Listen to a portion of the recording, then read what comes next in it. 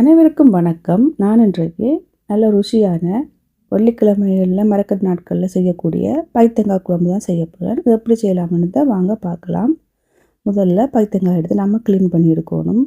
கத்தியால் கட் பண்ண தேவையில்லை. நமக்கு எந்த அளவு பைத்தங்காய் தேவையோ அந்த அளவு எடுத்துகிட்டு கையால் உடைச்சி எடுத்தாலே போதும். நம்ம அந்த காலத்தாகலேருந்து இப்போ வரைக்கும் பைத்தங்காய் உடைச்சி தான் எடுக்கிறது. கத்தியால் கட் பண்ணி எடுக்கிறதில்ல. இப்படி கையில் வச்சுட்டு உடைச்சிக்கிட்டாலே போதும். உள்ளுக்கு புழு இருக்குதான்னு பார்த்து உடைச்சி எடுத்துக்கொள்ளுங்க. உடைச்செடுத்த பைத்தங்காயை நல்லா கழுவிட்டு சட்டியில் சேர்த்துக்கொள்ளுங்க. நீங்கள் தாளித்து செய்கிறண்டாலும் செய்யலாம். நான் இடையில தான் கொஞ்சம் எண்ணெய் விட்டு தாளிக்க போகிறேன்.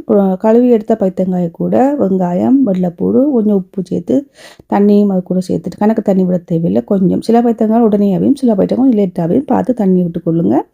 இப்போ மூடி விட்டு ஒரு 5 நிமிஷம் அவிய விடுங்க. வெள்ளைப்பூடை தட்டி சேர்த்துக்கொள்ளுங்க. அப்போ வாசம் நல்லா இருக்கும்.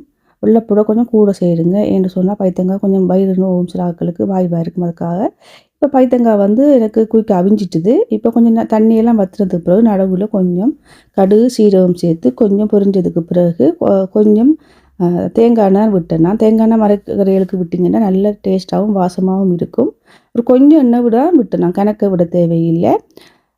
அதோட கொஞ்சம் கறிவேப்பிலையும் சேர்த்து நல்லா மிக்ஸ் பண்ணி விடுங்க. கொஞ்சம் இந்த சட்டி அடிப்பிடிக்க பார்க்கும். அடுப்பை நல்லா குறைச்சி வச்சுட்டு மிக்ஸ் பண்ணி விடுங்க. நல்லா மிக்ஸ் பண்ணி விடுனா அந்த அடிப்பிடிக்கிறதெல்லாம் கலண்டு போயிடும் கொஞ்சம் நேரத்தால். கூட அடிப்பிடிச்சா கசக்கும், பார்த்து செய்து விடுங்க. இப்போ நல்லா வதங்கினதுக்கு பிறகு நடுவில் கொஞ்சம் எடுத்து விட்டுட்டு வீட்டில் அரைச்ச மிளகாத்தூள், கொஞ்சம் மஞ்சத்தூள், கொஞ்சம் பெருங்காயம் விரும்பினா செய்யுங்கள். அதை சேர்க்குது இல்லைன்னா பைத்தங்காய் வாய் ஒன்றத்தால் நான் பெருங்காயம் சேர்த்துட்டு கொஞ்சம் நடுவில் அப்படி வறுத்திங்கன்னா அந்த பச்சை வாசம் மறக்காது. மிளகாய் தூள்ற இல்லாட்டி தண்ணியை வறுத்து போட்டும் சேர்க்கலாம்.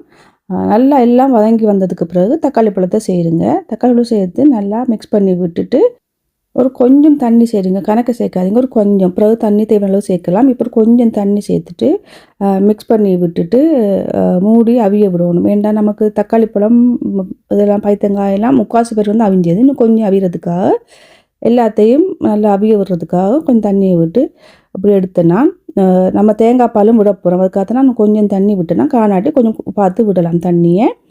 இதோட சேர்த்து கொஞ்சம் பழப்புளி சேருங்க. நல்லா அவிஞ்சதுக்கு பிறகு தான் பழப்புளி விடுங்க. பைத்தங்காய் நல்லா அவிஞ்சதுக்கு பிறகு இல்லாட்டி தற்குன்னு இருக்கும்.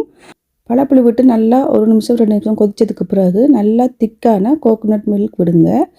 இந்த தேங்காய் பால் விடுறதால நமக்கு கறி நல்ல டேஸ்ட்டாக இருக்கும். இந்த தேங்காய் பாலில் இந்த கறி பிரண்டு வரணும். இந்த பைத்தங்காய் குழம்பு தண்ணியாக வைக்கிறதில்ல, கொஞ்சம் கட்டியாக வச்சா தான் நல்லா இருக்கும். இப்போ இறக்குறதுக்கு முதல் நாம் கொஞ்சம் கறிவேப்பிலை ஃப்ரெஷ்ஷாக பிச்சு சேர்த்துட்டோம்னா நல்ல வாசமாக இருக்கும். இப்போ பைத்தங்காய் பிரட்டல் கறி ரெடி ஆகிட்டுது. இந்த வீடியோ பிடிச்சிருந்தா லைக் பண்ணுங்கள், ஷேர் பண்ணுங்கள், கமெண்ட் பண்ணுங்கள்.